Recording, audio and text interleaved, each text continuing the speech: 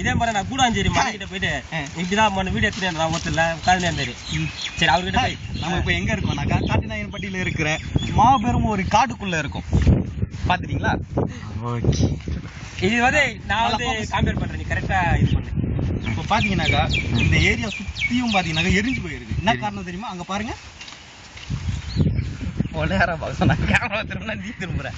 கேமராவோட சேர்ந்து கரும்பு வந்து அறுவடை செஞ்சு இப்போ வந்து அதை எரிச்சு விட்டுருக்காங்க. எதுக்கு தெரியுமா எரிச்சு விட்டுருக்காங்க? அது சொல்றா. இது கூட தெரியாம எதுக்கு நீங்க நேயர்களே நீங்க எதுக்கு உயிரோட இருக்கிறீர்கள்? சரிங்களா? அப்படியே ஃபோக்கஸ் பண்ணி வாழை தூக்கின்னு வச்சுக்கோங்க. தென்னை மரம் நிறைய இருக்கு. தென்னை தோப்புன்னு பாத்தீங்கன்னாக்கா மொத்தம் 10 தான் இருக்கு. மரம் 10 தான் இருக்கு. மரம் 10 தான் இருக்கு. ஏதோ தோப்புன்னு சொல்லி நாங்க ஃபேமஸ் படுத்துவோம். அப்படியா? ஆமா. சரி சரி. இதுல என்ன ஃபேமஸ்னாக்கா ஒவ்வொரு மரத்துலயும் 2 தேங்காய் மரம் தான், தேங்காய் தான் இருக்கும். அது ஒண்ணு கூட தெரியலையப்பா.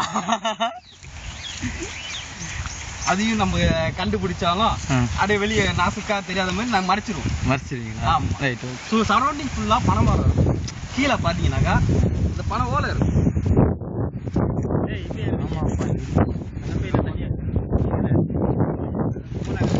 இல்லை இப்போ நம்ம போக போகிற இடம் மூணாம் கிணறு. பாஸ் பண்ணுங்க. பாஸ் பண்ணவா? பாஸ் பண்ணுறது பாஸ் பண்ணுறது. நீ எக்ஸாம் பாஸ் பண்ண மாட்டேன். பாஸ் பண்ண